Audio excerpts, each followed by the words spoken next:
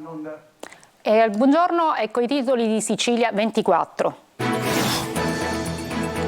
Il presidente Schifani al San Luigi di Catania ha annunciato nuove strutture sociosanitarie multidisciplinari con i fondi del PNRR, al via la casa di comunità. Blitz antimafia a Palermo, 11 arresti, azzerato il mandamento di Tommaso Natale, la vecchia mafia era tornata a comandare. A Catania 6 arresti per la sparatoria del 27 maggio, una lite si è trasformata in una spedizione punitiva in un autonoleggio ennesima. La raccolta differenziata che non decolla, a Catania crescono le microdiscariche a cielo aperto, rifiuti ovunque, dalla playa al centro. Calcio, a Palermo arriva Roberto Insigne, esordio dei rosanero fuori casa contro il Bari per la prima di campionato.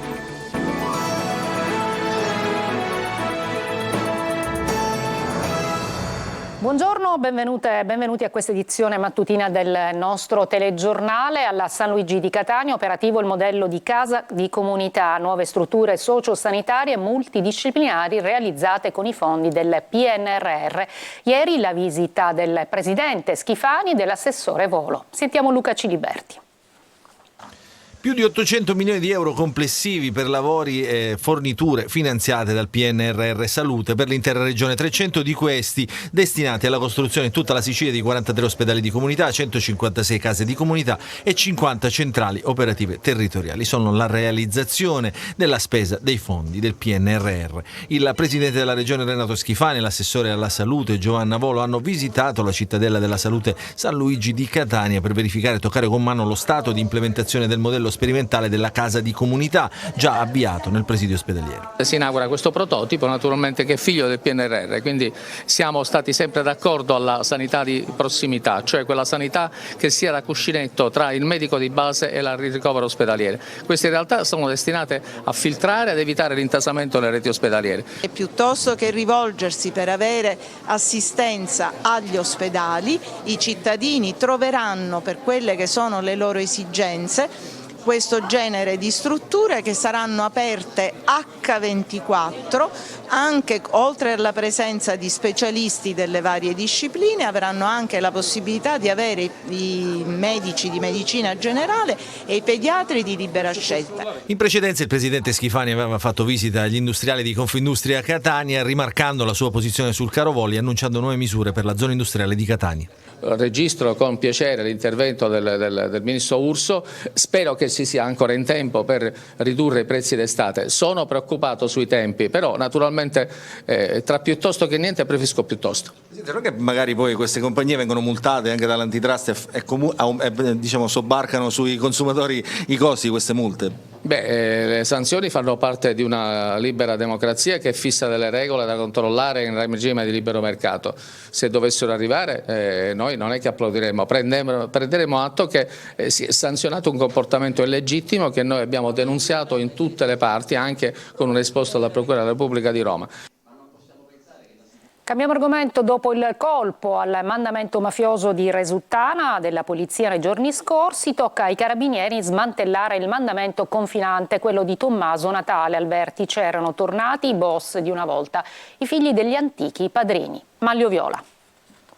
Non solo mafia, ma anche affari leciti e soprattutto capacità di approfittare dei fondi europei. Il vecchio boss si era modernizzato e si preparava a lanciare un progetto che sarebbe stata una vera e propria truffa con i fondi comunitari. Io conosco una persona, diceva senza sapere di essere intercettato, se facciamo una pratica da 10 milioni anche 8 o 9 possono essere a fondo perduto. È soltanto uno degli aspetti emersi dall'indagine dei carabinieri che ha portato ad 11 arresti, 8 in carcere e 3 ai domiciliari, smantellando la cosca del mandamento di Tommaso Natale. La vecchia mafia era tornata a governare secondo gli inquirenti. Il capo infatti era Michele Michalizzi, 73 anni, il genero dello storico capomafia Rosario Riccobono, uomo della vecchia guardia mafiosa palermitana, uno dei sopravvissuti allo sterminio voluto da Totò Riina all'inizio degli anni '80. Era stato in carcere per 20 anni, poi una puntata a Firenze dopo la scarcerazione. Dopo il ritorno in città nel 2015 le intercettazioni hanno però sorpreso Michalizzi a fare incontri, a gestire affari. Questa notte con lui sono stati arrestati arrestati anche il figlio Giuseppe, che ha 42 anni, e altre 9 persone. Gli investigatori hanno ricostruito decine di estorsioni, il tentato omicidio di uno degli associati ai danni del fratello e la ricomposizione dei dissidi familiari con l'intervento dei vertici della cosca con il metodo degli antichi padrini. Ricostruito anche il furto non autorizzato dell'auto della moglie di un boss. La giustizia di Cosa Nostra è rapida e sommaria, ladri identificati e raggiunti nel giro di poche ore e pestati a sangue. Il boss provava comunque a essere prudente, ma aveva finito per partecipare pure a qualche summit. Più recentemente il clan aveva iniziato a imporre anche l'acquisto di pesce e frutti di mare a molti ristoranti. I fatti risalgono allo scorso maggio, 27 maggio, lo ricorderete, quando in un autonoleggio del quartiere di Nesima a Catania ci fu una sparatoria che coinvolse 6 persone e adesso queste sono a vario titolo, sono state destinatarie di misure cautelari per tentato omicidio, detenzione illegale di arma da fuoco e ricettazione. Simona Mazzone. È il 27 maggio scorso. 2 persone entrano negli uffici di un'attività di autonoleggio in via Negrelli nel quartiere Nesima a Catania e si avventano contro Giuseppe Micale, che con il padre Rosario gestisce l'attività, il quale aveva avuto un alterco in precedenza con un altro uomo, non destinatario di ordinanza cautelare, in difesa del quale sarebbe intervenuto Salvatore Musumeci, lo vedete nelle immagini, insieme ad un gruppo di fiancheggiatori. Proprio lui avrebbe sparato ad altezza uomo contro Giuseppe Micale, anche questi in possesso di un'arma ritrovata dalla polizia, mentre il suo complice Giuseppe Balsamo era intento a danneggiare 2 moto esposte. Durante le indagini dell'operazione di polizia denominata Mine Vaganti sono state rinvenute 2 cartucce calibro 7,65 ed occultata sotto un'autovettura parcheggiata nelle vicinanze dell'esercizio commerciale una pistola berretta calibro 9 con matricola a brasa, con il colpo in canna e un caricatore con 4 cartucce. Con l'accusa a vario titolo di tentato omicidio, porto di arma da fuoco e ricettazione sono scattate le misure cautelari nei confronti di 6 persone, oltre a Salvatore Musumeci, detto Turi Amina, per il quale è scattata la custodia cautelare in carcere, ai domiciliari la sorella Sebastiana Musumeci e la nipote Concetta Saitta, alle quali aveva consegnato la sua pistola, ai domiciliari anche Giuseppe Rosario Micale e Giovanni Balsamo. Tutti a vario titolo hanno contribuito, seppur con profili di responsabilità differenti, a questa azione che ha visto degli spari all'interno dell'autonoleggio e addirittura anche dei danneggiamenti di mezzi che erano lì in esposizione, come delle moto, che sono state scaraventate in terra. È stato grazie alle testimonianze dei presenti e di chi abita in zona, avvalorate dalle immagini della videosorveglianza, che è stato possibile ricostruire la vicenda. Le segnalazioni ci sono state anche numerose, sia degli spari sia naturalmente di quello che avveniva proprio al di fuori dell'autonoleggio, che ci ha permesso peraltro di individuare sotto alcuni veicoli parcati nelle immediate adiacenze dell'esercizio commerciale le armi e le munizioni di cui vi ho poc'anzi detto.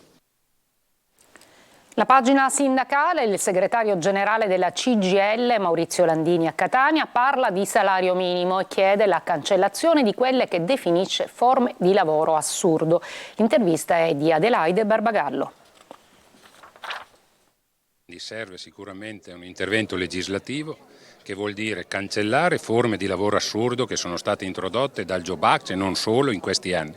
E dall'altra è venuto il momento non solo di fare un salario minimo sotto il quale nessuno deve essere pagato, ma credo che sia venuto il momento di cancellare i contratti pirata e di dare un valore generale ai contratti nazionali in tutti i suoi trattamenti. E questo per me vuol dire non solo i lavoratori dipendenti classici, ma anche i lavoratori autonomi e le partite IVA devono avere gli stessi diritti e devono avere le stesse tutele.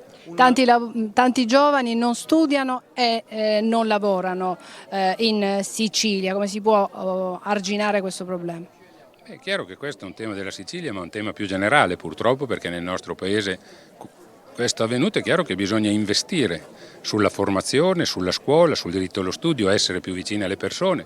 Penso che sia stato non solo un errore, sia stata una porcheria quella di tagliare il reddito di cittadinanza in un paese che ha livelli di povertà come la nostra, e tra l'altro si è fatto cassa su quelli che stanno peggio, senza invece andare a prendere i soldi dove sono, nei profitti, negli extraprofitti, nell'evasione fiscale o tassando di più la rendita finanziaria e la rendita immobiliare. Quindi è chiaro che ai giovani va data una prospettiva, perché accanto a quelli che non lavorano, come dice lei, mi permetto di dire, ci sono anche quelli che hanno studiato, che però se ne vanno vanno via dal nostro paese perché non accettano le condizioni che ci sono qui, e noi stiamo perdendo 2 volte, perché perdiamo competenze, intelligenze, e noi al contrario abbiamo bisogno invece di intelligenze e di persone che partecipano per costruire un nuovo modello sociale, un nuovo modello di lavoro. La raccolta dei rifiuti a Catania non conosce vie d'uscita, raccolta differenziata che non decolla e alcune zone che vengono occupate da microdiscariche a cielo aperto. Le immagini che vedrete si riferiscono a via Playa e via di San Giuliano. Il servizio è di Marco Carli. Catania è la raccolta dei rifiuti, ma anche i catanesi è quello che in gergo tecnico viene definito il conferimento della spazzatura, cioè in soldoni quando quest'ultima viene buttata. Un problema, anzi 2, per la città, dove la raccolta differenziata in talune strade o zone è un'utopia, dove alcune mancanze storiche a livello gestionale fanno il paio con quelle legate alla conoscenza e alla cultura. Qui siamo in via Playa, nelle zone limitrofe, dove la situazione è questa, per certi versi peggiore rispetto a quella che avevamo trovato quasi un mese fa, il 14 giugno per l'esattezza, giorno a cui si riferiscono le ultime immagini. Queste invece sono di qualche ora fa. Il colpo d'occhio purtroppo non muta, vere e proprie discariche a cielo aperto che si ripresentano puntuali con le conseguenze del caso a livello ambientale e di immagine. Zone che vengono ripulite ma che solo qualche giorno o addirittura qualche ora dopo sono piene nuovamente. I cittadini che non utilizzano il sistema della raccolta differenziata, chi magari da fuori Catania viene in città per buttare la spazzatura e le carenze organizzative di chi gestisce o di chi controlla. Difetti di comunicazione si diceva e di cultura. Colpa di tutti, colpa di nessuno, come spesso avviene da noi, ma questa è la situazione che vediamo ripetersi in pieno centro storico come in via di San Giuliano, con spazzatura e materiali inerti lasciati a decoro, se così vogliamo dire, nel salotto della città. E se per certi versi arrivano dei dati in risalita per la raccolta differenziata dall'800, dove però si partiva da zero, e dall'8 nord, dove si raggiungono anche picchi fra il 45 e il 50%, Catania è ancora invasa dalla spazzatura, lo dicono le immagini e lo sguardo dei turisti che queste inquietanti diapositive si porteranno dietro. Scandalo Interporti, sono 7 rinviati a giudizio, tra loro l'assessore regionale all'economia Marco Falcone e l'ex vicepresidente della regione Gaetano Armao. Il servizio di Adelaide Barbagallo. Andrà a processo il prossimo 26 settembre l'assessore regionale all'economia Marco Falcone, con lui anche l'ex vicepresidente della regione Gaetano Armao e altri 5, tutti rinviati a giudizio dal GUP di Catania Marina Rizza, nell'ambito dell'inchiesta sullo scandalo Interporti. Avrebbero fatto pressioni politiche per far ritornare in servizio una dipendente della società Interporti di Sicilia e per riconoscerle anche un avanzamento di carriera.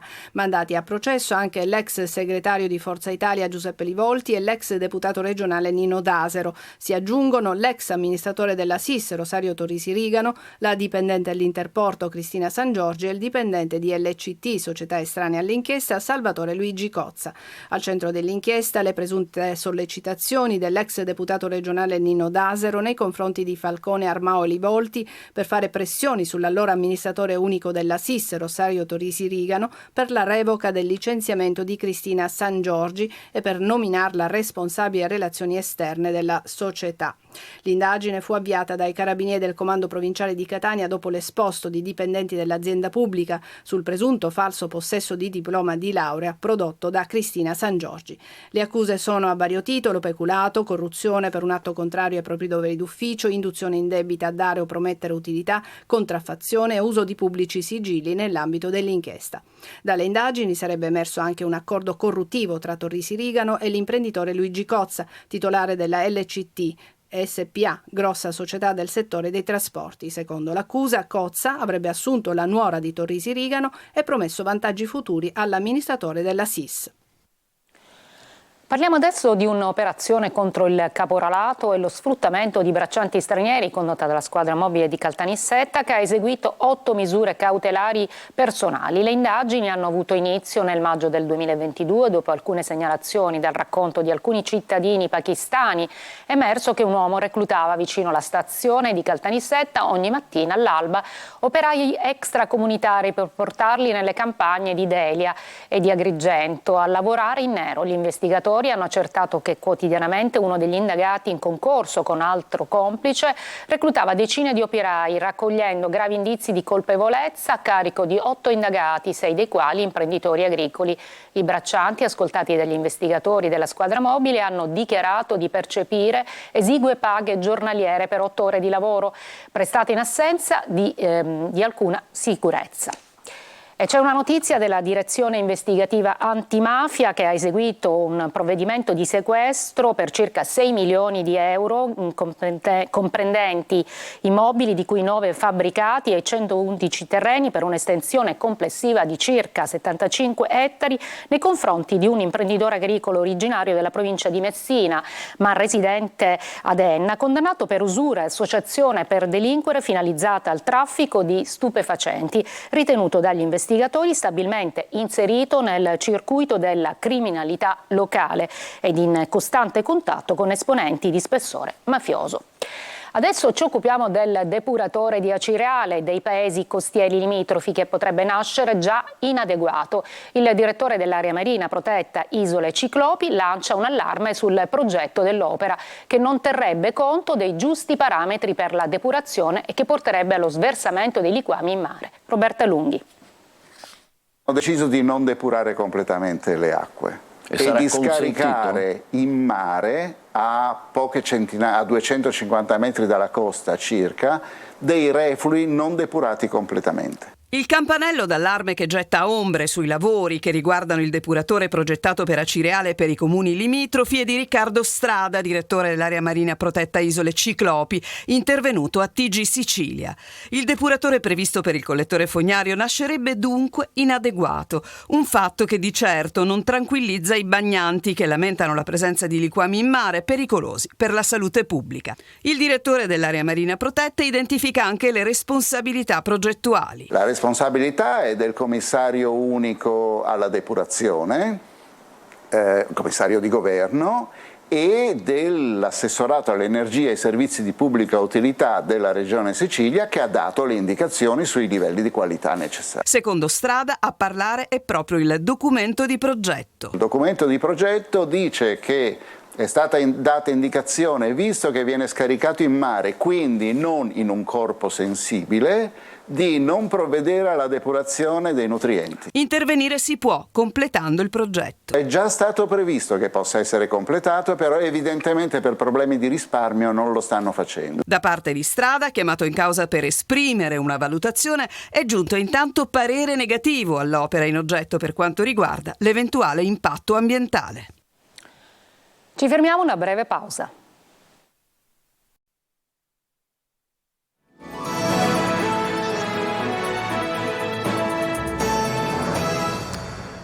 Eccoci in studio, il Trittico Pucciniano ha inaugurato la stagione lirica di Taormina Arte in collaborazione con la Fondazione Luciano Pavarotti. La direttrice d'orchestra Beatrice Venezzi dice 3 mondi sonori diversi per una ripartenza di grande qualità. Eva Spampinato. Tutta la vita musicale di Puccini racchiusa in questo trittico: verismo, misticismo e commedia.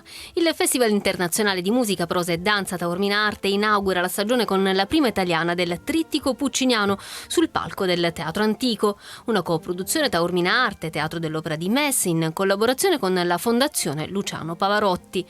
A dirigere l'orchestra Beatrice Venezzi. Musicalmente parlando è una musica molto difficile, perché appunto si passa dal dramma, dal verismo e il tabarro al misticismo di Suor Angelica, alla commedia brillante di Gianni Schicchi, per cui 3 mondi sonori anche completamente diversi, 3 linguaggi diversi per quanto sempre riconducibili al genio di Puccini, quindi difficile anche sotto il profilo musicale, sotto il profilo della direzione musicale, e proprio per questo è una grande sfida, una grande soddisfazione nel riuscire a metterlo in scena, appunto. Si tratta di un esercizio stilistico simile a quello dei trailer cinematografici, dove bisogna far passare un concentrato artistico in un tempo molto ridotto.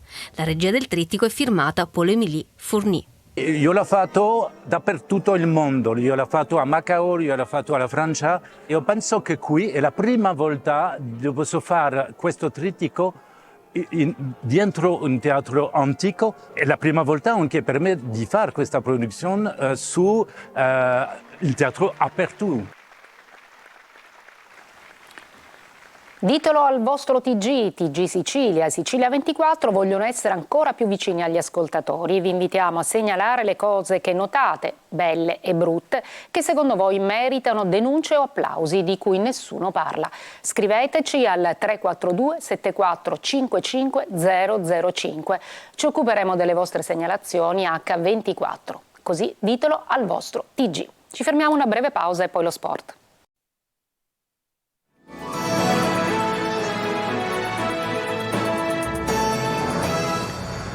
Roberto Insigne è ufficialmente un calciatore del Palermo. Intanto è stato diramato il campionato di Serie B. Sentiamo Marco Gullà.